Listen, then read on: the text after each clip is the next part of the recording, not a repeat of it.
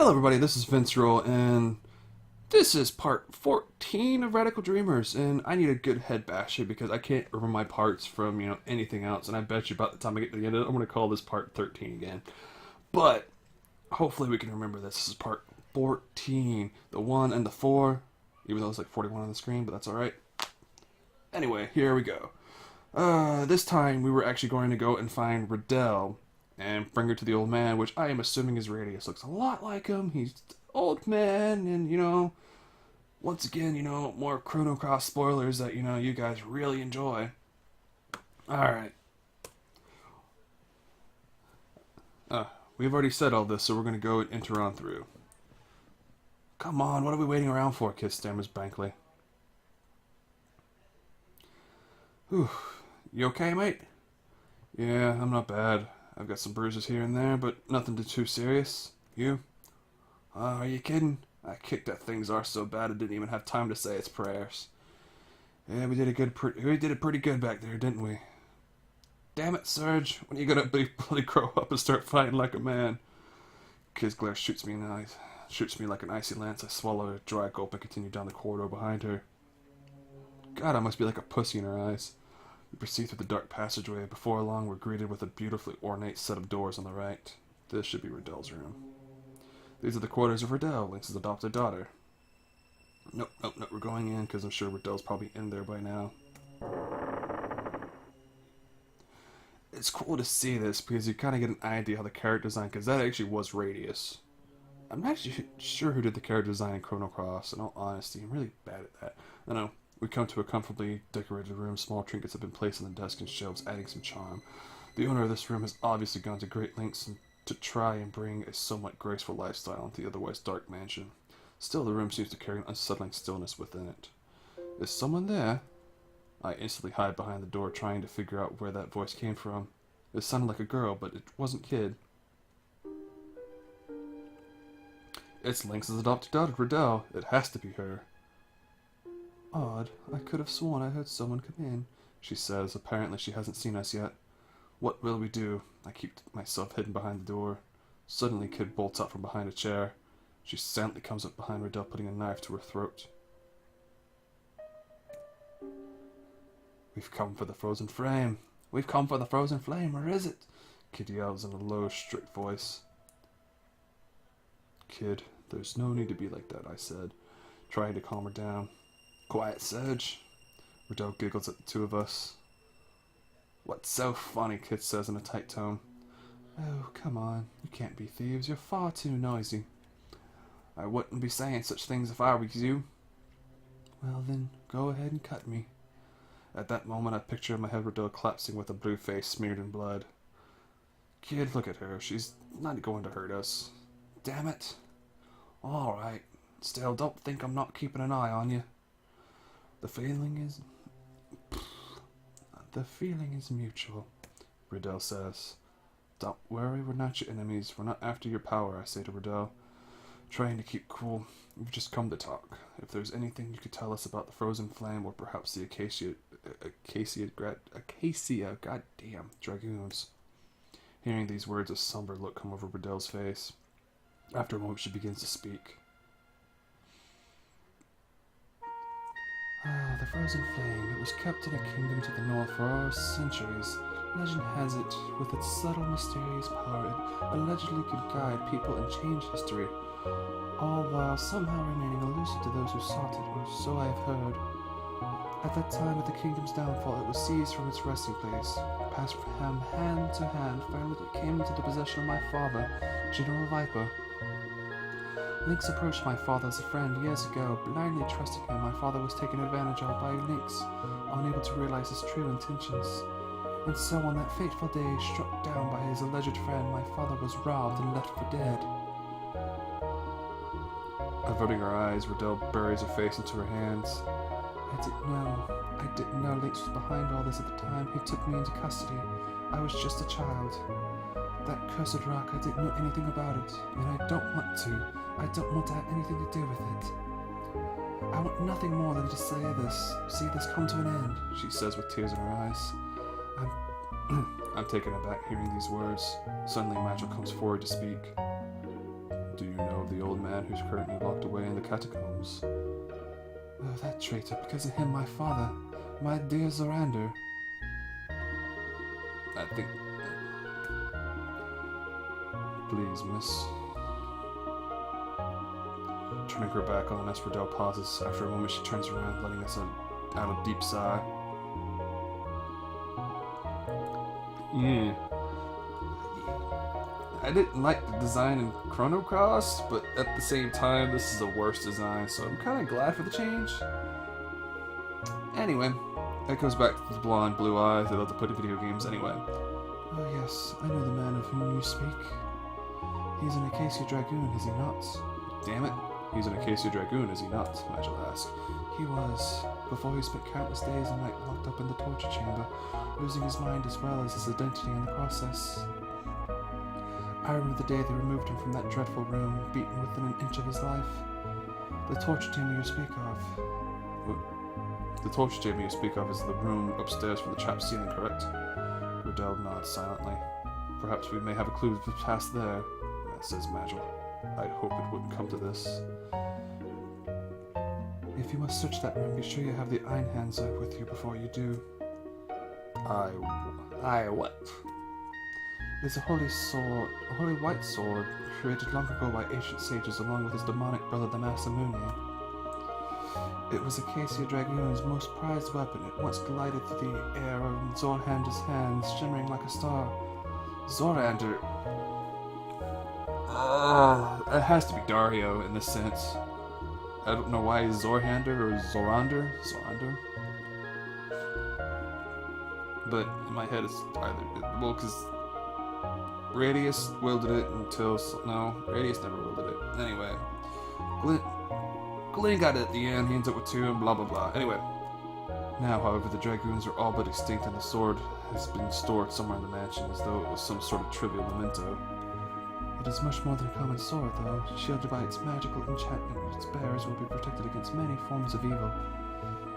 Thinking of those memories of days long gone again, Riddel hangs her head in silence. I wish I could be of more of help to you. I apologize. No. Nah, that was plenty, Kit says, heading out of the room. But I wish I was more powerful like you people, Riddel says, biting her lip. Stopping at the doorway, Kid looks over her shoulder. Strength didn't get us here. Power comes from believing in yourself. I'm old Greg. I see. I wish you luck. As she heads out of the room, Kid mutters, hope it ain't bad luck.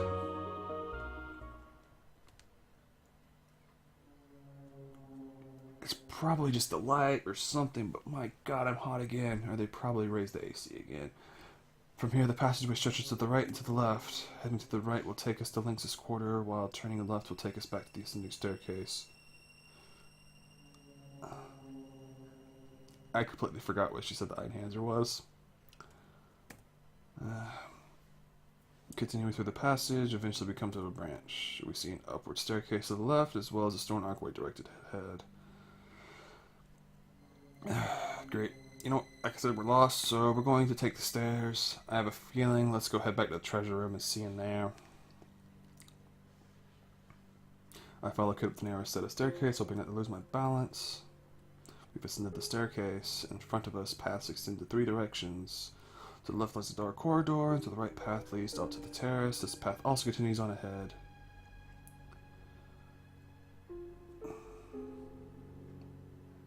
Alright. Don't want to go to the ballroom, don't go to the study, so we're going to go turn right to the terrace. Go to the terrace, outside to the right, it's a terrace, we don't want to go in there. We go straight again, we go to the left, into the door.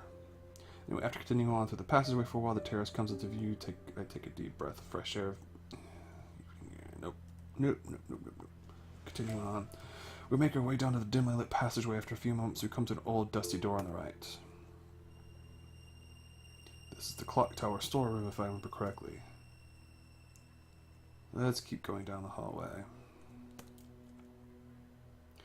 Proceeding ahead of the path, we come to a staircase going up and a firm-looking set of doors on the left. Let's open the door. The treasure can wait. We must first find the frozen...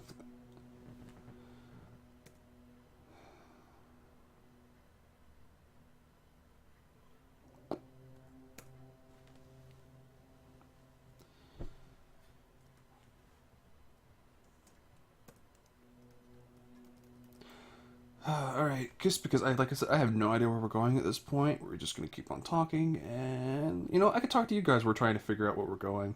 But we come to the old stoat-looking door, waiting for us silently atop the staircase. Enter. I don't care how many clues there are hidden here. Unless we find a way to disarm that bloody trap, there's no way I'm going in there again. Oh yeah, that's right. Because that's the door we needed the Einhanzer for.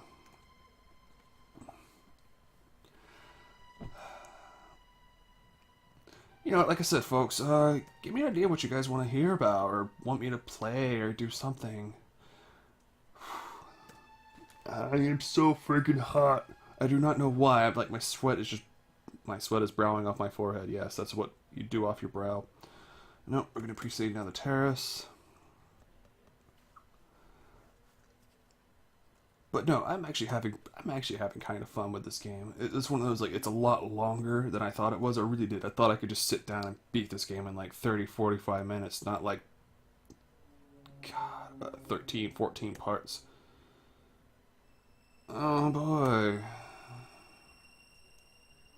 Let's try to suggest rewind. Quit being such a fraidy cat. They already know we're here, mate.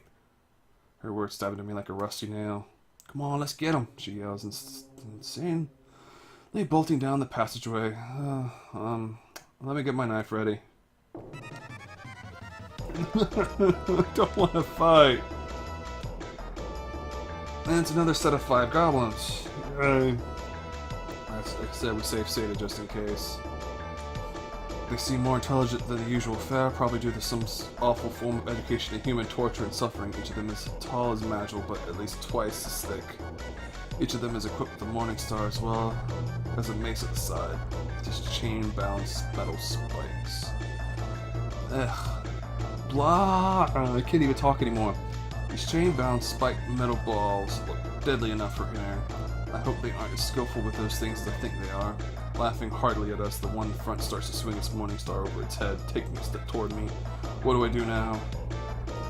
Yeah, no. Jump back as it swings, buddy. Not a single moment after I leap, the iron ball smashes the storm floor.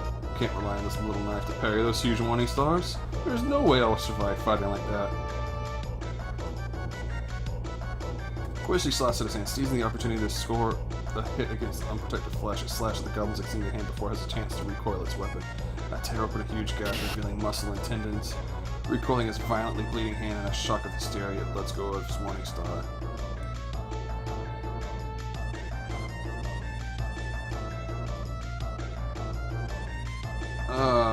Lunge my knife at his chest.